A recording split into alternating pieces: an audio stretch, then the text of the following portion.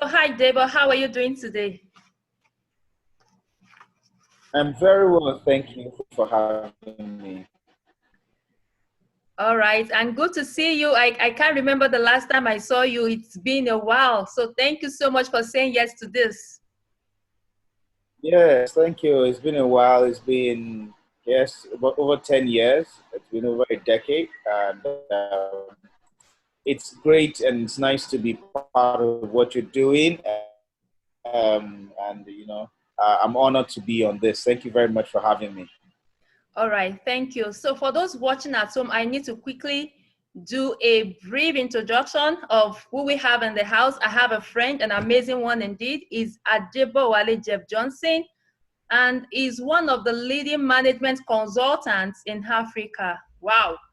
And the first youth performance consultant, guess what, in the world. That's amazing. He's a teacher of value, a writer, and a seasoned orator. With a passion for making the youth of Nigeria and Africa become great leaders of the world, Adebowale embarked on an African tour in 2009 to engage African youth in leadership training, root appreciation, and value-driven life. That's amazing. So thank you, Jabo, for joining me once again. Thank So you. today we're going to be talking about Thank you very much. I personal appreciate it. effectiveness. So what exactly is personal effectiveness? Let's talk about it. What exactly it is. Okay, so personal effectiveness generally means how you actually,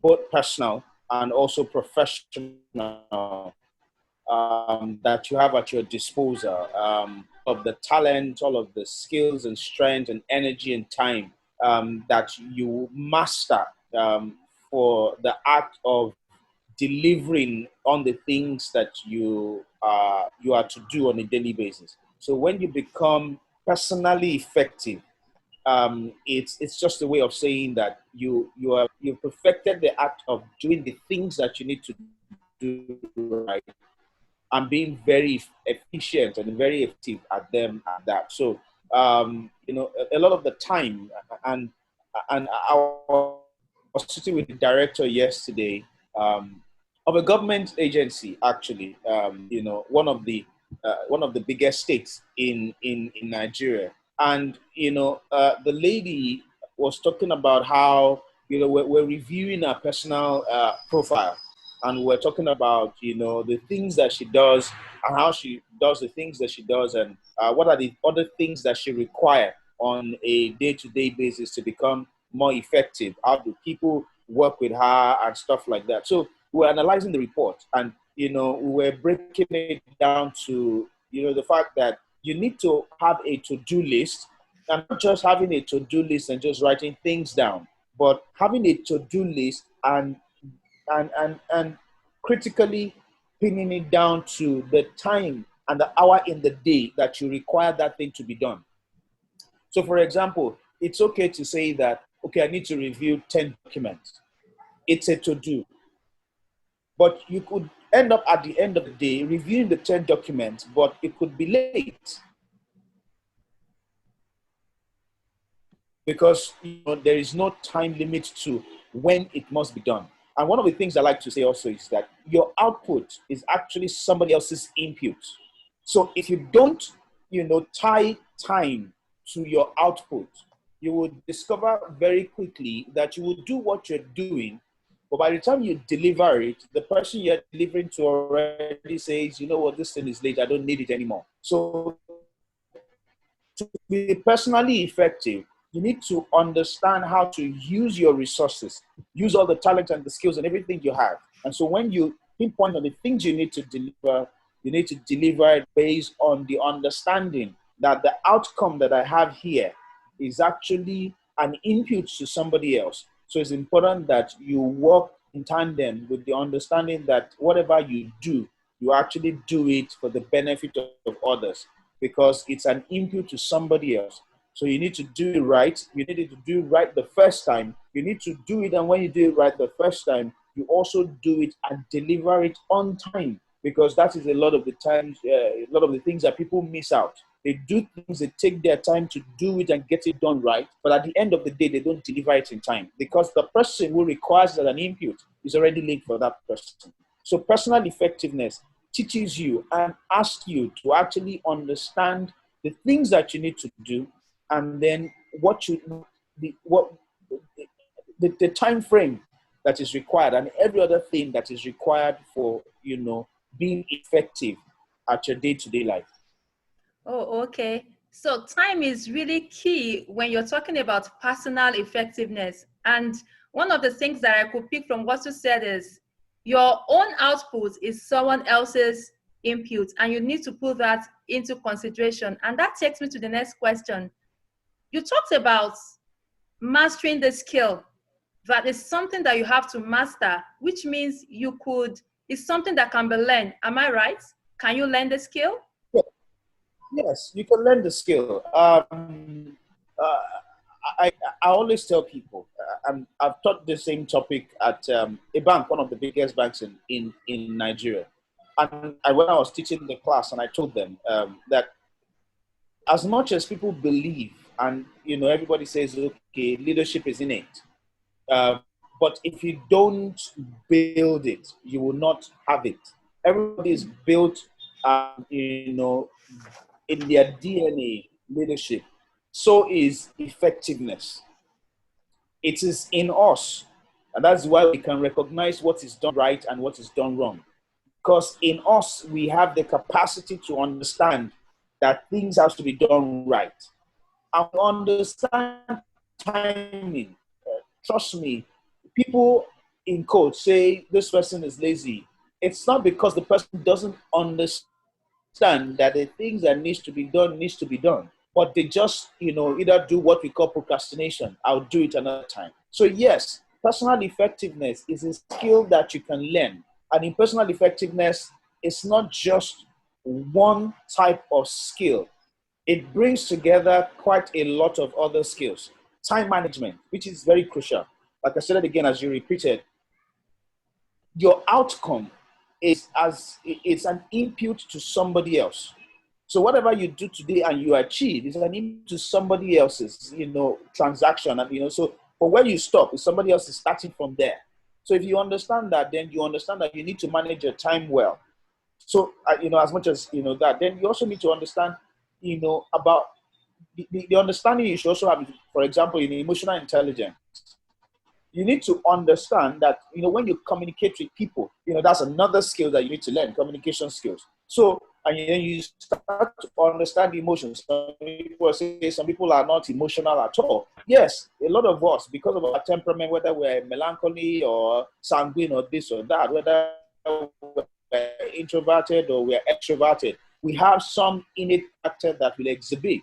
But you can strike a balance when you understand that whatever I do today, it is an input to somebody else's. So that means everything that I need to do. So we start to onboard within ourselves. So there are people who are naturally introverts, but when they get to a certain level in their career, they need to be more outgoing. So what you then need to do is to learn how to balance your work life. And again, this is another skill, work-life balance, to balance your work life with your personal life. So if you're able to understand that your personal life brings about a lot, for others to help others deliver also on their own businesses or on their own transaction or their own target, then we'll all understand that truly personal effectiveness can be learned.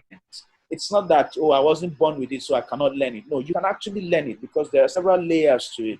And it's a conscious effort that you need to make in understanding that your outcome is an input to somebody else's, line of, transaction or thought and stuff like that. Yeah. All right. Thank you, Debo.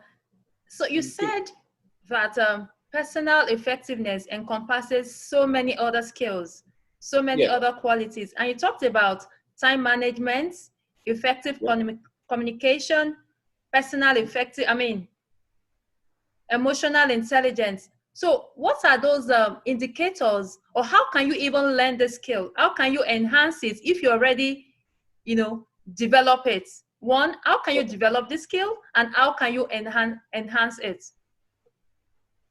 Okay. So this is what I would say. Yeah. The very, very first book that I read, in my life, it's a book by I think it was John C. Maxwell, and I was talking about first things first. I think that was the very first book I read in my life, as management book anyway, not as a book, a novel or any other like school book, but the first major management book that I read was First Things First. And, it taught me about how to prioritize my activities and managing my time and looking at the things that are crucial, urgent, and, stuff like that. So it was important for me as I grew up, and as I grew older in my career to learn more, about team management, communication, about time stress management. And I was also teaching a lot of those soft skills. So yes, can you learn it? Yes. What are the things you need to learn? They're largely soft skills. If you can learn as many soft skills as possible, again, like I stated, communication, because life is all about interaction. Number two, teams management, or playing in a team and being part of a team. Because if you don't, there's nobody who's an island. You're in an organization. Even a one-man business requires to relate with customers. So you must learn how to work with other people. So you want to learn about time and time management. You want to learn about how to nest your capacity, the capacity of your brain. Those are some of the things that you can learn, and you can learn by reading books, or you can learn them by actually going to trainings. I know that a lot of these soft skills are also online. You could probably do some of these online courses. I don't want to mention any brand name, so you can learn from some of these online courses, but then you can read books. So if you're the type that likes to listen to ebooks and it takes, load, I'm sure you can get a lot of ebooks online, download and read, and listen to ebooks. If not, I prefer physical books.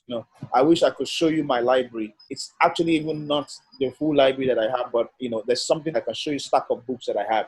In fact, there was a time in my life I had a mandate to read a book a month. So I go into the bookstore and I buy 3-4 books and I keep them. And for that, 3-4 months, I'm reading a book a month. So you must expose yourself. You cannot be in a gathering, for example, where you have doctors or medical practitioners and they're having conversation. And because you are a lawyer, you just sit down there and you can't say anything. Now, you will be in that group, and before you know it, you will get bored. And the people around you would also, they might be carried away with their conversation because they're just enjoying themselves and talking about what they know. But you will be there and you won't be able to converse and you will get tired quickly. But if you are knowledgeable about what they're talking about, not because you're a medical doctor, but you have understanding, because this is you, it's about your health. I'm not a medical doctor, but no medical doctor can sit me down or have conversation, for example, and somebody can say, okay, about COVID-19 and start talking about it. I can tell you because I do my own research about COVID-19 and I do my own research about my own nutrition. I do my own research about my health because it's me. So we must get to that point where we make conscious efforts to learn, either by reading, either by doing research, by going online, by listening to audiobooks or taking trainings that can actually empower us, or being part of webinars and YouTube there, anyway, and so many other platforms that they're online that we can get resources from. Yeah, absolutely. You are right. If you want to develop the skill, then you have to develop the habit of reading. And that's what makes you a leader. All right. You've talked about, time management and other skills. So what tells you that? Or what tells you you have this skill? Any outcome? What are the things that you need to watch out for? That tells me, yes, now I am personally effective. Okay. So in every organization, there's a performance management system or performance management matrix. So that's on the organizational level. But this is what I tell people: when you want to be personally effective, you also need to set performance target for yourself. You need to have self-evaluation. You need to set KPIs for yourself and ask yourself the critical question. So if you must read a book a month, at the end of the month, you want to check, have I read a book? If you were supposed to do this task, 2, 3 tasks every day, you want to check your to-do list, and you want to check yourself at the end of the week and say, what are the weekly activities that I have? What activities did I engage in at the beginning of the week, and at the end of the week, how far did I go? How many of those tasks that I wrote down did I achieve? So you begin to ask yourself and measure yourself. You need to do a lot of self-evaluation, because that is the way you can actually assess yourself and say, okay, have I done well enough, or do I still require a bit more? And you need to be truthful to yourself if you really want to. The other thing you can do is you can find a coach or find a mentor. There are two different things. Mentors are people you look up to. A coach will help you. It's just like have a coach in, a football coach or a basketball coach. So a coach will tell you, do this, do it that way, and you're accountable to that coach. A mentor is somebody you're looking to, and whether at a distance or close by. Now, what you want to do when you have a mentor, because again, you also need to have time with your mentors that to have, sessions. So your mentor will be able to ask you questions, and you also can go to your mentor and ask critical questions on how you've been able to get it. So that's also another way of measuring yourself. You cannot do without proper measurement, because if you want to be personally effective, you need to do proper measurement. At the organizational level, there are things that they do, the organizations have put in place to measure performance. But for you as a person, you need to take note that you need to do that personal assessment for yourself. Oh, thank you so much. Sincerely, Debo, I can't emphasize what mentoring has done to me. Like you said, reading a book, that used to be a problem. But before now that I have a mentor, I see myself reading a book every month. She makes me read a book and she makes me talk about it. So it's not just you reading it. You have to come back and tell her, what did you read? And how has it impacted you? So it's really key when you have a mentor. It puts you accountable, and it helps you to achieve a lot in life. So now we're going to be talking about you yourself, Debo. I know that you don't only teach this topic, I know you also live it. So do you want to share experience of any time that you demonstrated this skill and it actually paved way for you? Okay, so I would say that entirely life has been about, personal development. Let me say this, with those who are watching this. I used to be an introvert. The way I say it, I used to be a bad introvert. And what I mean, I was so introverted to the point where a simple sentence is difficult for me to alter. Now some people say I'm an orator, but back in the day growing up, I couldn't even speak in class. It was difficult to speak amongst friends. There's no matter what is in my brain, even if it is correct, what comes out of my mouth would just be something totally different. But I made a conscious effort at a time in my life, and I said, it's time for me to change this narrative. This was the time I was working for one of the biggest HR brands in Nigeria. And for those who would check out my profile online, you will see I worked for Philips Consulting. It was the beginning of my career. In my cubicle, I wrote out specifically, after I read that book, First Things First, I wrote out specifically the things I wanted to change. And I had it on the cubicle where I sat, in front of my computer system. Now we have lab. Back then, it was a big computer system that we had in front of us. And, this was December 1999 that I started with Philips Consulting. And I think I read this book about 2010, thereabout, I think. And I put it out there on my on the table on my desk on the cubicle, and I said, it is time for me to change this narrative. And it was important for me to read at least a book a month. And that's how I started the journey. And I started to pick up books. It wasn't cheap, it wasn't easy, but the determination was that I needed to change the narrative of me not being able to speak, despite the fact that I have something on the inside to share. So that is how the journey started for me. Every other thing that has happened has been based on that. I have spoken at different levels. I've met, up to the presidency, and I've heard my voice. And if I did not change that narrative back then, it would have been difficult for where God was taking me to, as to being able to sit down with all those people. I wouldn't have been able to say a dime or a word, because God helped me. And again, personal determination to ensure that I changed the narrative. So that's my own story.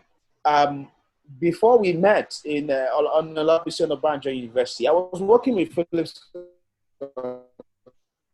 Consulting.